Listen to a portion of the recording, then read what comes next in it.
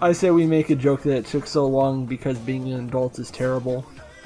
Yeah, pretty much.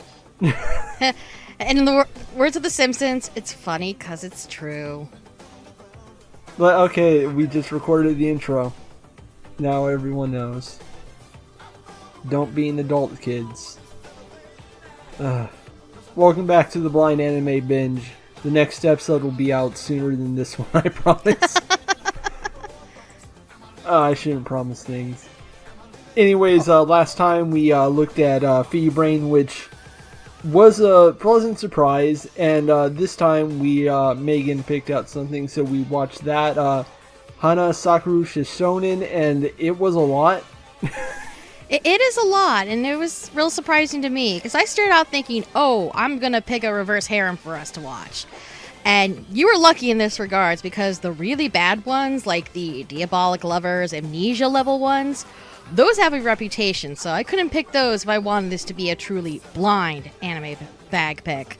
But the problem is the ones that are lesser known tend to be boring as crap.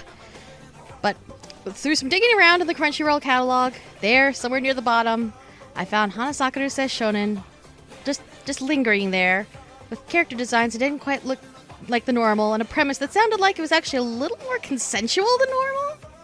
So I was like, alright. And we just had no idea what we were in for. Oh goodness, no.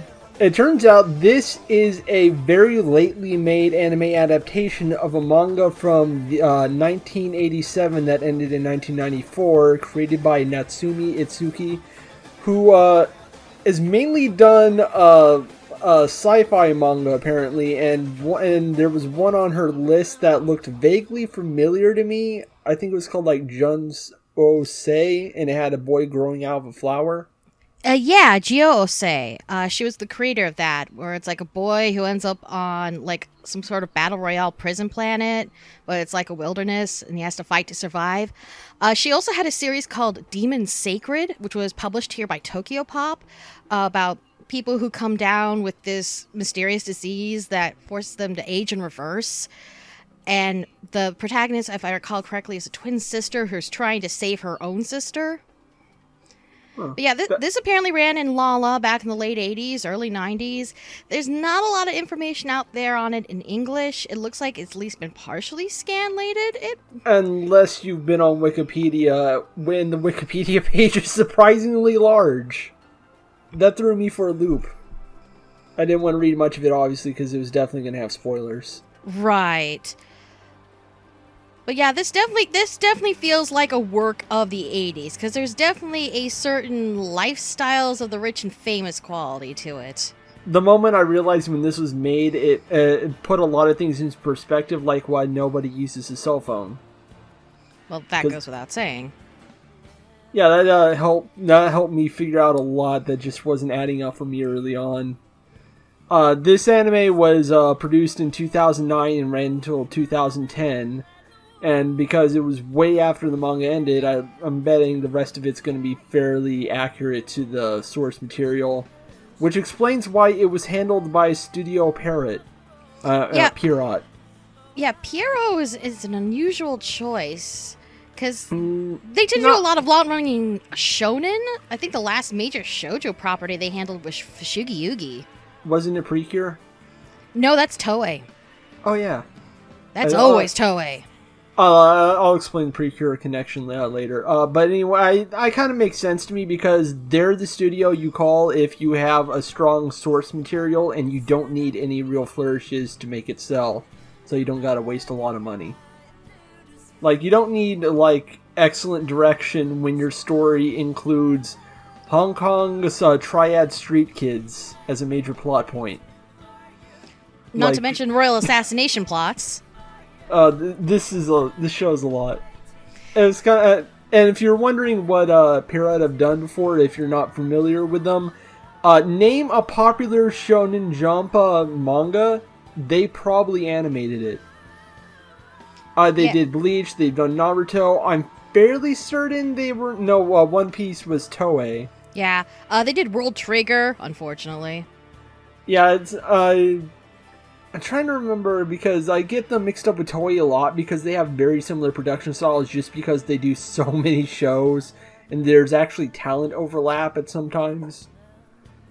I wouldn't be surprised if they've done sub work for each other before. Oh, yeah. Let's see, the director of... I didn't write much about the staff this time since this was an adaptation. I didn't feel it was quite as necessary, and honestly, most of it was fairly boring. I don't know. I took notes, particularly at least, of the director and the series composer, because the director is someone I'm actually familiar with. Yeah, I did write her down as well. She was the big one.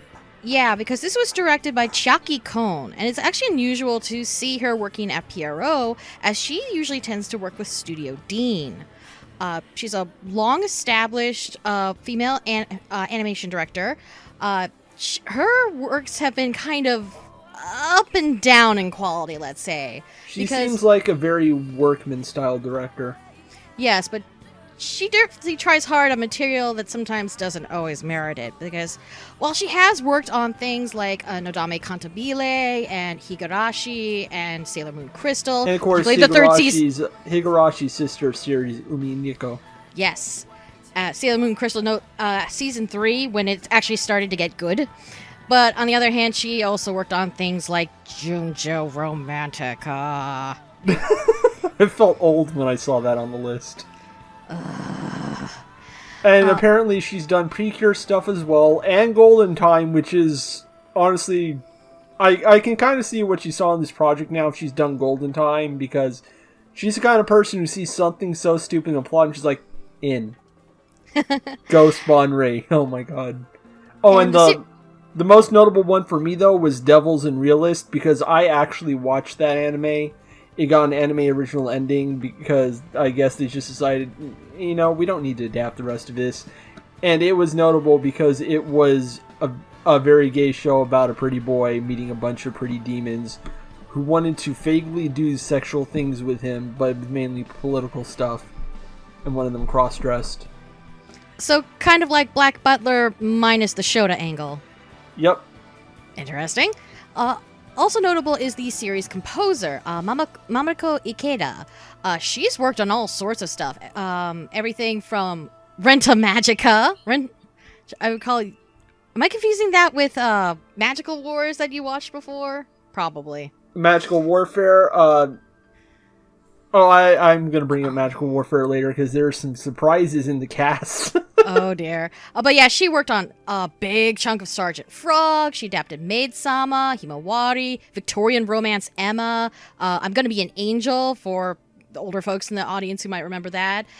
She wrote like half of the old Fruits Basket anime and a number of episodes of Princess Tutu. So also like Kon, her career has been kind of up and down, but she's worked on all sorts of interesting stuff. It would not be a surprise to learn that all the main stars of this series have had singing credits for like openings and endings. Oh yeah, like some of these you just go and their vocal credits are almost as long as their voice credits on ANN. But there's some big names in here. I'm gonna go ahead and go. I wrote down the main 5 of the cast, and I'm gonna go ahead and go down them and when they become important in the plot. So first, yeah, we should probably explain the plot before we get into the actors, because there's a lot of plot to explain. That is true. Let's just get the basic premise down so we're all on the same page. All right. So the story focuses on Kajika, who is the daughter of Harry Burnsworth, who is apparently just the most ridiculously rich and powerful man in the world. And she has spent most of her childhood being raised on an island, very isolated from the world. And she's brought back as a teenager by her father because he wants her to pick a husband. So he sets up this sort of husband hunting game where she will encounter just these hand-selected men by her father who are just some of the most beautiful, accomplished, amazing men in the world.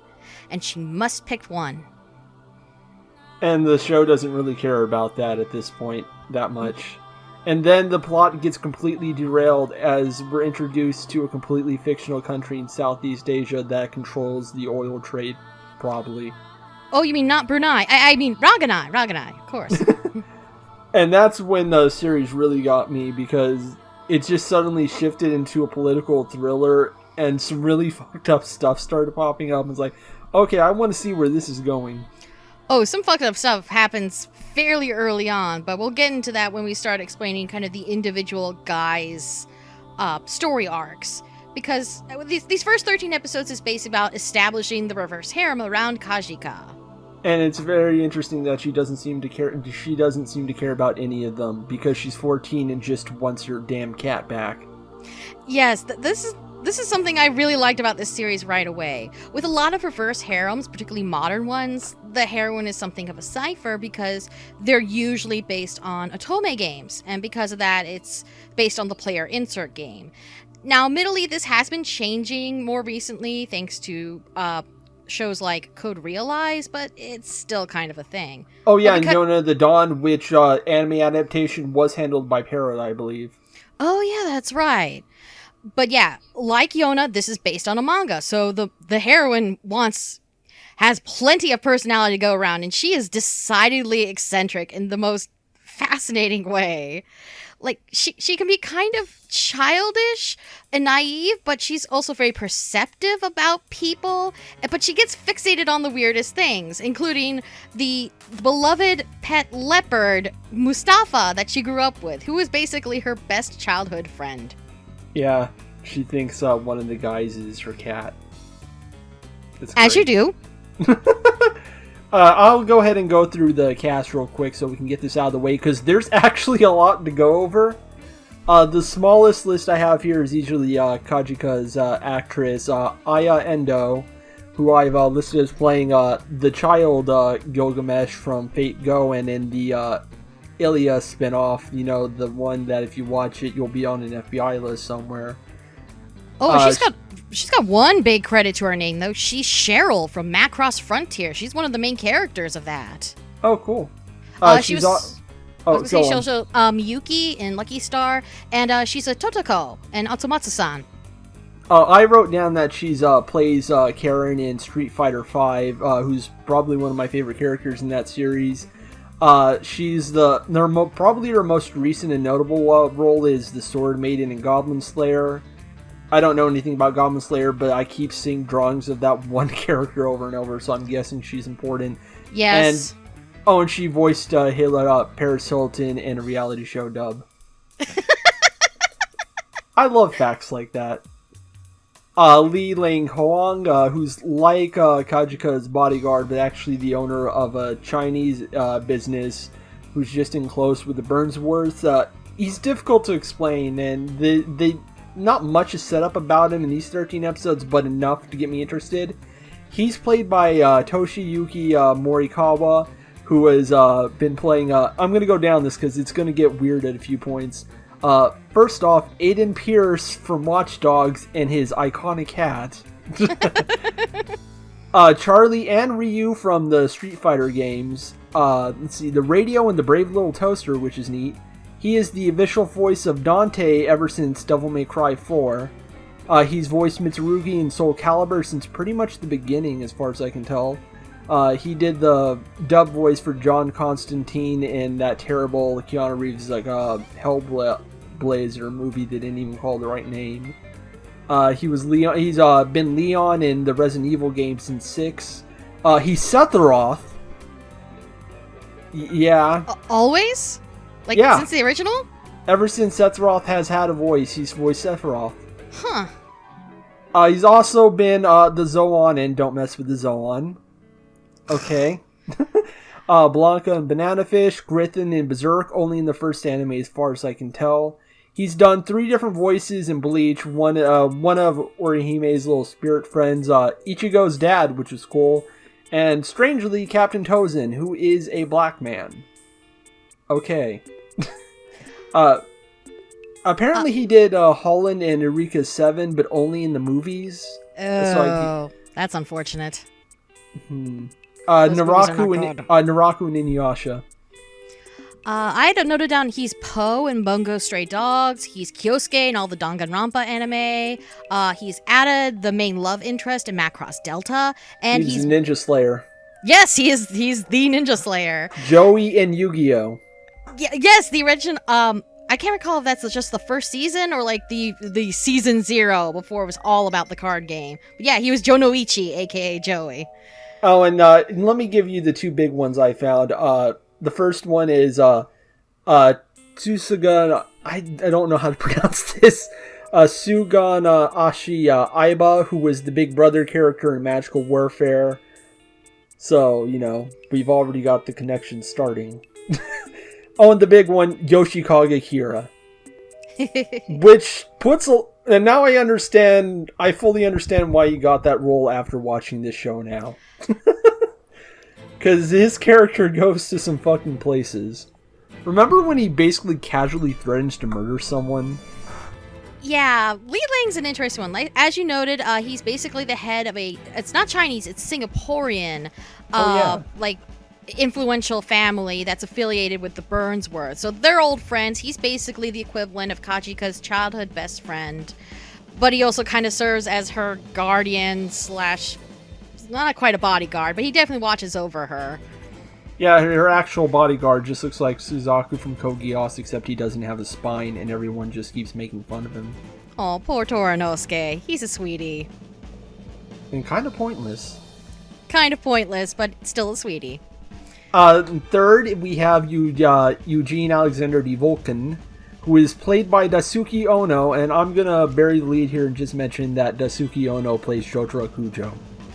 Yeah, Daisuke Ono is a big name. Like, I don't follow Seiyu to a huge degree, but I have heard of this guy, because he's Erwin in Attack on Titan. He's Sebastian in Black Butler. He's Shizuo in Dorara. He's Jotaro in JoJo's. He's Kodai in Yamato 2199. He's Battler in Umineko. He's Honda the main in character Barakamon. in 11 Eyes.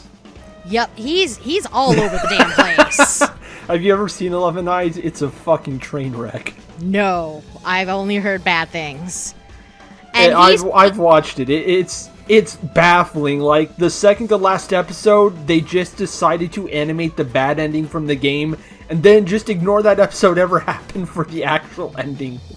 So yeah, Daisuke Ono is playing Eugene, who is basically the world's prettiest man. Which is fitting, because he also plays Silver the Hedgehog, the prettiest hedgehog. Oh, good God. And it's a fun little note for me, since I'm kind of a nerd about this one. He was Cyborg 002 in one of the Cyborg 009 movies. More people need to watch Cyborg 009. Like the 2000 series, that was really good. And much less racist than any other version of the series at that point. Yeah, Eugene is everyone's favorite character. I think we can all agree on that. Even though, as we'll explain later, he's kind of a hot mess. And that's the charm of him. He's a giant piece of shit. And it's fitting that he keeps getting compared to a cat. He's the one that Kachika believes is her leopard reincarnated, even though that makes no sense, and he keeps pointing that out. But he does cat-like things a lot. It's like how he, they actually make a point where Lee almost touches him in frustration, and he bats him away like a cat batting away someone with a paw. He's like, oh my god, the leopard used to do that. And he basically just gets called her pet at some point, and like one guy calls him a masochist. And he's like, okay, I'll roll with it.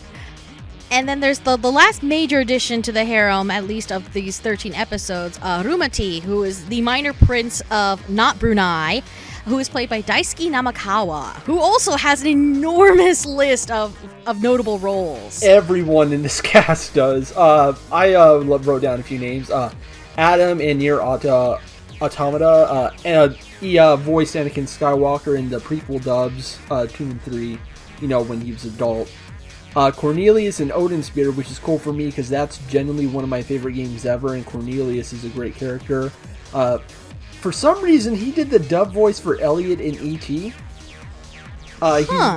He voices the main character from Persona 4 and all the post-game stuff that Atlas keeps farting out and refuses to let that series ever rest.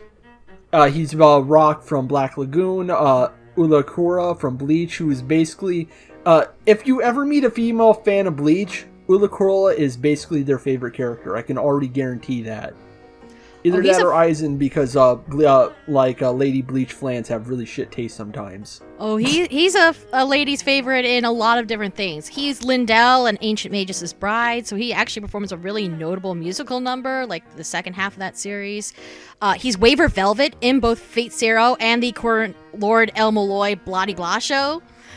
He's Leon in Garo. He's Italy in Hetalia, all of the Hetalias. He's Hisoka in the current Hunter x Hunter. He's been Goemon in all the modern Lupin specials and shows, basically ever since the original voice cast retired. He's in prison school.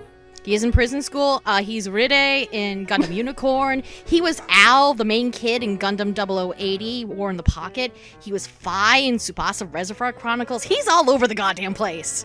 And my favorite role of his is definitely Joe Hibiki from Gatchaman Crowds, who is presented as the only tough guy character in a cast full of quirky gay people. But then season 2 happens, and you just realize he's just macho gay. So yeah, that's really surprising for a show that seems to have flown under the radar. I suspect in big part because it came out in 2009 when the American anime market was just going kablooey. This has a real all-star cast. Oh, and of course, there's the most important one. We're not going to talk about his character much this time since he only really, barely appears until, the last episode we watched. Carl Rosenthal is played by Jun Fukuyama. Oh, God. I had to bring it up. Lelouch strikes again. I'm not going to explain who that is. You should know by now.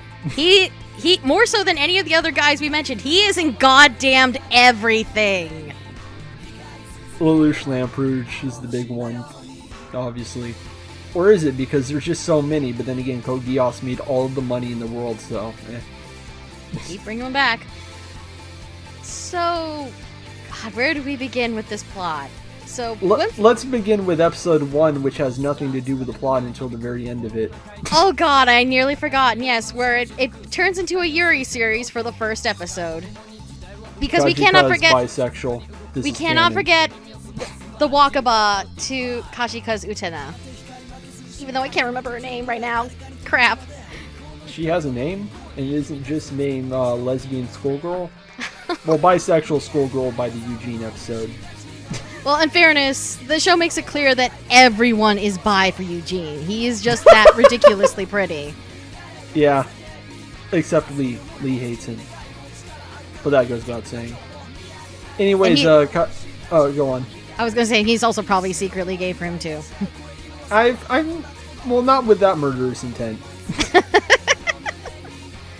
I mean, when you're at the point where, you threaten to murder someone, probably not. But yeah, this first episode is about introducing Kajika, and she enters this ordinary Japanese high school, and she makes friends with this girl, and she gets threatened by the local thugs, as you do.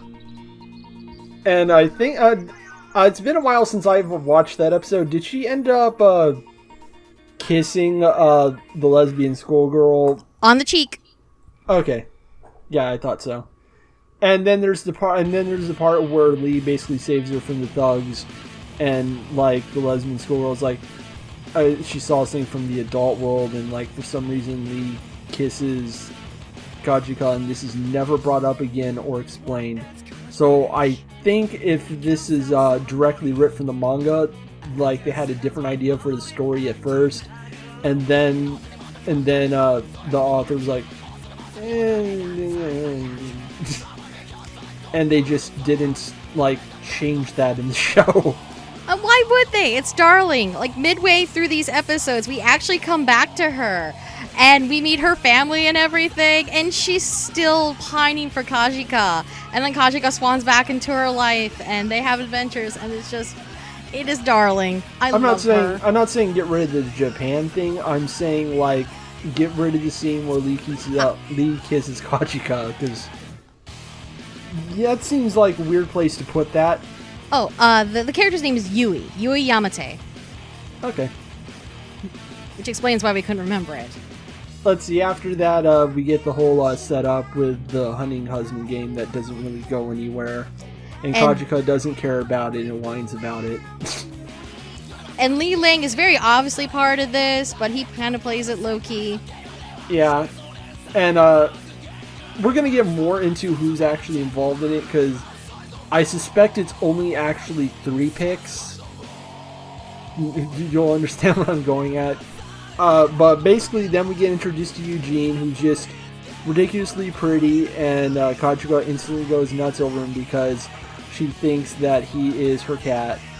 She was raised by natives on the island she was raised on, so she has a different understanding of the world than like someone living in New York, for example. So of course she believes in reincarnation, and Eugene basically just goes along with this just for fun, but then gets annoyed as he starts to realize, oh, she's serious. Yes, because he himself is just this very annoying, nihilistic person who just seduces women left and right without even trying. And they're all basically like, I'll kill myself to prove my love for you. And he's like, okay, whatever, kill me then. And it's established that multiple women have died after dating him. Yes. And then we learned that Eugene doesn't just have issues, he has whole goddamn hardbound library volumes of psychological issues. Oh yeah. And of course you cure them all with a gun. Because it all goes back to his grandmother, who preferred his grand-uncle over his own father. But that guy was a total shitbag, and who ended up in a coma. And his dad was still so butthurt about it that he married a second wife and impregnated her with his brother's sperm just so he could produce a child basically better than his brother. And the whole thing drove the second wife mad to the point that she committed suicide. And that's why Eugene is so focused on killing himself, because he's getting to the age his mother was when she died. Because he read her journals when he was a child, and it scarred him for life. Understandable. Fucking hell, that's something you'd read in like in the late series, the Dark Tower series. If you don't understand that reference, the main character of that series, Roland, who's sort of like a King Arthur XP, the cowboy man, he has a son named Mordred that he doesn't know about, and it happened because he had sex with a succubus once, and then the villain of the series, the Crimson King, came by and basically sperm-jacked the succubus, and then mixed in his sperm with Roland's, and then gave it to the succubus, and then the result was Mordred, who is a half-man, half-demon hybrid who can mind control people and is actually a spider monster that eats things. Okay. Stephen King! Anyway, back to the show. This all culminates with Eugene attempting suicide and by jumping out a window, and Kachika basically distracts him by shooting the window long enough that he's like, okay, I don't want to kill myself anymore. No, she shoots a mirror with his reflection in it, thus killing his depression with bullets. As you do. So yeah, we're not even a half a dozen episodes into the show at this point, and it's That's the 80s. It's a lot. 80s. And then after that, it gets into the Umate stuff, and that just takes over the show.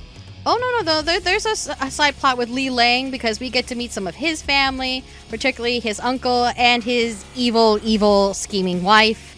Who's actually his ex. Yes, who is Lain's ex, because... And they're scheming to try to have Kajika killed. No, just the ex. The uncle seems to be in. Oh yeah, the uncle's completely oblivious to this. He just thinks that his second wife is lovely, and she's not. So the idea behind it's divided into arcs because manga adaptation, that makes sense. So after the curing depression with bullets arc, and the exposing Li Lang's aunt/ex as a wannabe assassin and saboteur. That's kind of put parallel with the Rumati stuff. It dives headfirst into Rumati's arc. Yeah, he gets introduced saving Kajika from a moron who's trying to hit on her, but of course Kajika is not from the city, so she has no idea what's happening, and just like, nah. Yeah, she's just blissfully naive about this whole romance thing. She just At most, And she then finds when she herself realizes- fascinated with people. And she does eventually realize kind of what he's doing, or at least the idea that he's apparently confessing love to her. She's like, nah. Bless her, she is the best. And then So, yeah. Rumate comes by when he is about to hit her and just beats the shit out of him with a pipe. And that's when we find out that he's basically the second prince of not Brunei, this small Southeast Asian oil country ruled by an absolute monarch. And it turns out there's just this enormous political drama going on in his life because his older brother is trying to kill him. And Rumate is not aware of this. And Rumate likes his brother a lot and just wants everything to be nice and perfect. But, like, you know, it's a monarchy, so only one's going to get on the throne. Rumate doesn't care about it, but the brother is a paranoid coward and starts freaking out that his little brother's trying to kill him, so here we are. And then it goes in even crazier directions when we get into the backstory of not only Rumate's grandfather, but Kashika's paternal grandparents. We don't want to go there yet. Let's save that shit for later. Because there's a lot we need to unpack about this arc we have not even touched, like the Hong Kong Triad street kids. Oh god, yes. Because at one point, they flee assassins, they end up on the streets of Hong Kong, Lain is freaking out, and they end up befriending a bunch of street kids. Who are part of the Triad. As you do. And there's a shootout. Yep. So what's going on is there are two different groups of assassins trying to kill these kids. One group is Rumate is from sent by Rumate's brother, and they want to kill him on the brother's orders. But one of them has a crisis of conscience and tries to get out of it. And on the other hand, you have the terrible ex who wants to kill Kajika.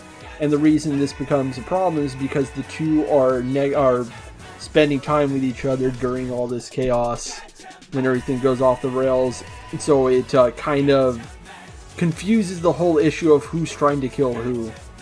So, which is why the ex thought it was a good idea that this was perfect timing to try and give her a poison cupcake. Didn't work. And then, of course, Lee threatened to murder her in a very, very terrifying way. So yeah, I understand why why this guy got cast as Yoshikage Kira now. So yes, after all that, which manages to kill least nobody important, but leads to one of Rumate's bodyguards basically getting exiled for taking, basically as a way to deflect blame off the brother. That's when we start getting to the backstory, because people keep noting, Rumate and Kashika look kind of alike. Like, they have very similar facial features. And then, she shows the photo to her grandfather, the guy, and he instantly has a heart attack. Like, oh, fuck, incest, no! Yes, because it turns out that Rumate's grandfather came to the States in the 30s, where he met Kashika's paternal grandparents before they were married. And he slept with Kashika's grandmother, and she got pregnant. And Kashika's grandfather basically married them and adopted the child. So Harry is technically a prince of Rumate, which also leaves Kashika in line for the throne. All while this succession drama is going on, because the old king is now dead, and now Rumate's chamberlain, who is voiced by frickin' Dio, is conspiring with the brother to keep Rumate in exile, but he's very clearly trying to double cross him. There's a lot going on. Yeah, he's trying to get Rumate on the throne apparently, but he seems to be really shit at it and hasn't thought this through. I don't know where he's going with this 5-dimension chess shit. I kind of want to know. And I also like that every time someone figures out that Rumate and Kajika are related, oh fuck. On the other hand, with them being cousins, I mean, this is anime, this is made in Japan. They don't have the issues with cousins that other countries do. Also, I mean, they are technically second cousins, so... I don't think it's gonna go there. No. Yeah, I imagine eventually they're gonna find out and go oh. But yeah. That's why we have 4 other pretty boys. No, 3 other pretty boys, my bad. Lee, Eugene, and Carl, who looks like is going to be an sub-antagonist for a bit, because he is part of a family who are in the same trade as the Burnsworths, and the Burnsworths have pretty much got them out, so they're trying to take advantage of the political crisis and get them some of that dim their oil. Yep. So yeah, we left off right in the middle of this political arc. Like, for the first 13 episodes, I mean, this show, I don't know if we can fully communicate just how wild it gets. Like, it is a true soap opera, but it is never not entertaining. It is dumb as hell, but I haven't had this much fun with something this stupid in a very long time. I would have to think on something dumber that wasn't also so bad it's good. This is, like, genuinely good, just, like, in a very stupid way. It is pure shoujo melodrama, but because of that, it's kind of wonderful, and it's kind of something you don't really see in a reverse harem show or otherwise. Yeah, you got fun characters, you got a really engaging plot that keeps you guessing about where it's going. The animation is serviceable. It's not great, but it does what it needs to do for this sort of series, since the dialogue is going to do most of the heavy lifting anyways. This is why I said that Parrot was a good pick. Oh, sorry. It does some justice to the original manga art, because the manga art is very much of its time, you know, with very finely detailed hair, very pointy chins, very cat-eyed dudes, like very typical of shoujo art of the late 80s, early 90s, and they adapted some to, not only for animation's sake, but for taste of the time, circa 2009, but it's still striking in a way you can't necessarily put your finger on. It's not quite as over-designed as a lot of the otome-based reverse harem games tend to be when it comes to their character designs. Which is a blessing. It is an absolute blessing. There's so much shit on those pretty boys. Stop that. But yeah, the only thing this is really missing is like a really lavish production, because the animation is serviceable, the score is very quaint. The opening is surprisingly good. It's Parrot though, so I wouldn't expect that, except maybe 1 or 2 places. I have the sneaking suspicion that they're saving their animation for a really big moment. They did that a lot with like Bleach and Naruto, where most of the time those series look kind of like crap. If you've ever watched early Bleach, their idea of trying to convey that something was supernatural was happening was just to put a very annoying blur on the screen. But then you look later at Bleach after they've done a few movies, and you'll occasionally get this massive burst of like theatrical grade animation and all this flowing movement and cool effects. If you saw the Pop Arena episode on Danger Mouse recently, it's that attitude. Where it looks like bad animation 90% of the time, but then 10% of the time it's really impressive instead of having average animation all the time. I guess that's a good way to put it. But I guess what I've also found fascinating about the story as a whole is, again, as I noted before, this whole lifestyles of the rich and famous thing, that's very much a product of its time. That's observing these ridiculously rich families and all the drama going in within them as they jet about the world. You can't forget the insanely pretty part. Like, Eugene walks down the street in New York, and everyone, including this chubby-looking New Yorker guy with, like, curly blonde hair and a big nose, are like, he's so pretty. So they just, jet around the world, and they stay in these fabulous houses and mansions and hotels, and it's very much an aesthetic that of a time in Japan where everybody had more money than they knew what to do with, and let's just celebrate being stupidly rich. Yeah, it's actually giving me when I was watching. Now I think about it, it's reminding me of that one Alvin the Chipmunks movie where they travel around the world. That had ridiculously amazing animation for some reason, and was like all about all these lavish sights and stuff. And then I realized, oh yeah, the 80s just kind of did that all the time because everyone had so much money and were too stupid to realize that eventually the bubble would burst. So yeah, everyone saw rich people differently then. Yeah. Not so much now. Not so much now. Yeah, I don't think this show would fly quite as well if it was released in 2019 versus 2009. That's debatable just solely because Kajika is not, like, a rich person. I mean, she comes from wealth, but she was raised on an island by natives and just doesn't care about any of this and just wants her damn cat back. Yeah, that is the good thing about her. She doesn't care a whit about her wealth, even though she's basically the wealthiest girl in the world. She just has this very folksy, eccentric, almost down-home sort of attitude about the world, and is very sheltered in her own way, but also very emotionally perceptive about the people around her. She also wants to help people if she thinks there's something she can do for them, which is nice. Which is why she's very proactive. Yeah, she gets in Eugene's business a lot and ends up causing a lot of problems, but ends up solving the problem, which is a pretty big problem as we find out, with the whole Dark Tower shit. Jesus Christ, that was one hell of a plot point. I think my brain blocked that out.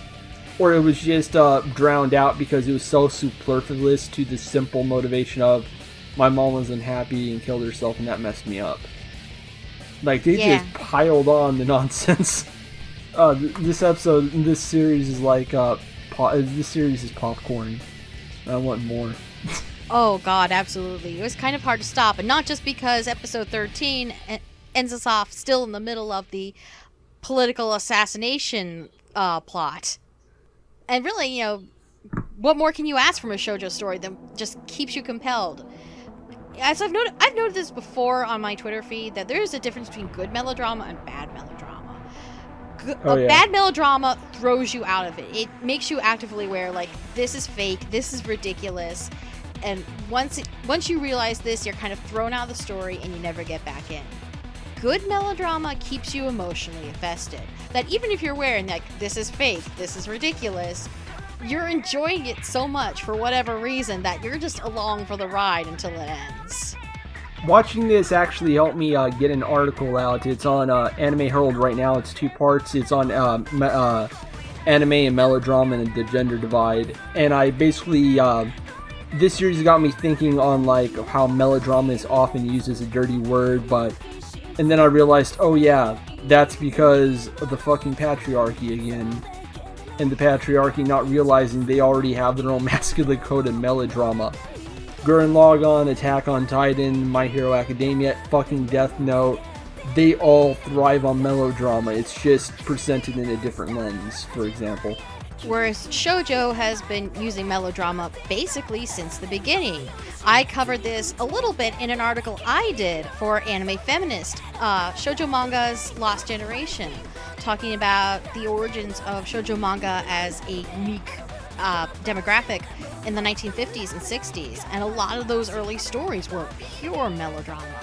But this was also the point where women were starting to create manga for the first time, and to create the kind of stories that they themselves wanted to read, drawing upon their own interests, their own lives, their own voices, to create something new. Can I just say how fucking weird it is that the people to basically smuggle the melodramatic plot beats into male-targeted fiction were the fucking Death Note guys? I don't know. You brought up a lot of classic shonen. I'd say you could argue it goes back even longer. I mean, if you ever sat down and read the original there's Devilman? JoJo right there. There's JoJo right JoJo. there. And Fist of the North Star.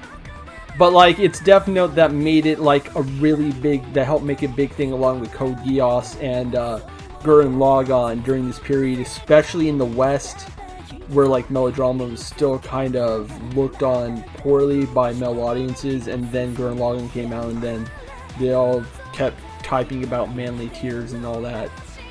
Despite the fact that Manly Tears is in itself melodrama. It also dates back, that goes all the way back to like the sports series of the 60s, your Ashitana Joes and your Stars of the Giants. It's just hilarious to me that's Death Note. That was the big one that got that started here in the West, because those two fuckers are the most sexist pieces of shit I've ever seen. God. Have you ever read Bakuman? Yes. Yeah. Roughly halfway through it. I'm aware of its faults. I have only seen bits and snippets, but that's enough to tell me, along with what I experienced in Death Note, that I never want to read anything they've ever made again. No, you don't. It goes places. Midway through. Bad places. Anyway. God. Honestly, is there anything more we can really add about this show? I feel like we wrapped it up pretty well, and we're definitely going to be coming back to this whenever we feel like it. Yeah, because it's not necessarily brimming with like very deep themes or anything like that, but it's just such an entertaining ride that even if you're spoiled by it, you should still watch it anyway, because it's just wild to experience, and because it has such a great cast bringing these characters to life. And it teaches you important life lessons, like how you can cure depression by shooting a mirror. That's how that works. And that you can find true love by finding your reincarnated cat. Oh, one thing I do have to ask, because I'm legitimately curious. Given the guys we've seen thus far, who would you pick?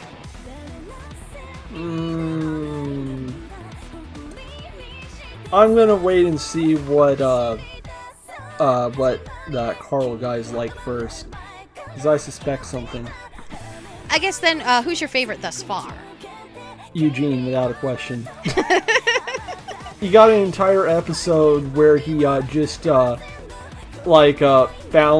that high school friend that Kajira made, and was like, I'm gonna fuck with her.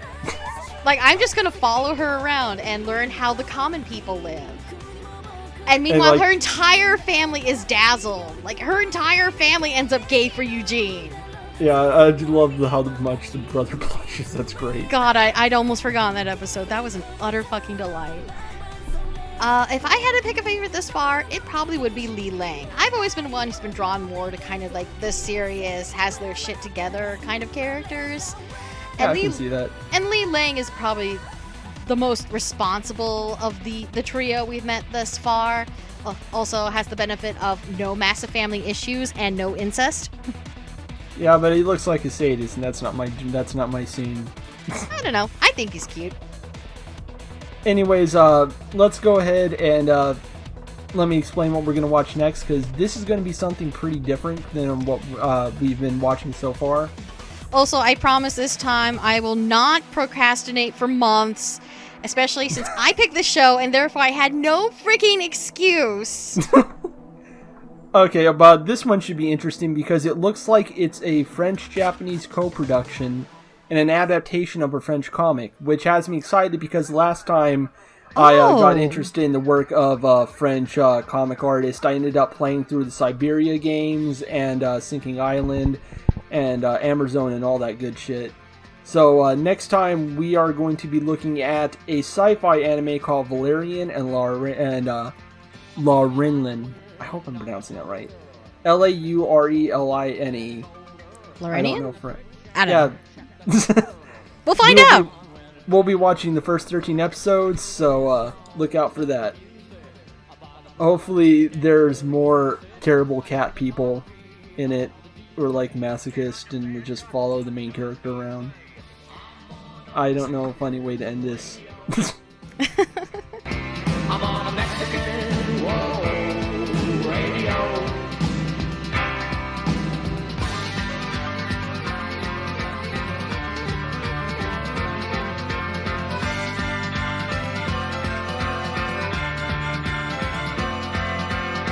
I dial it in and to the station. They talk about the U.S. inflation. I understand just a little. No comprende, it's a riddle. I'm on a Mexican radio. I'm on a Mexican radio. I'm on a Mexican radio. I'm on a Mexican radio.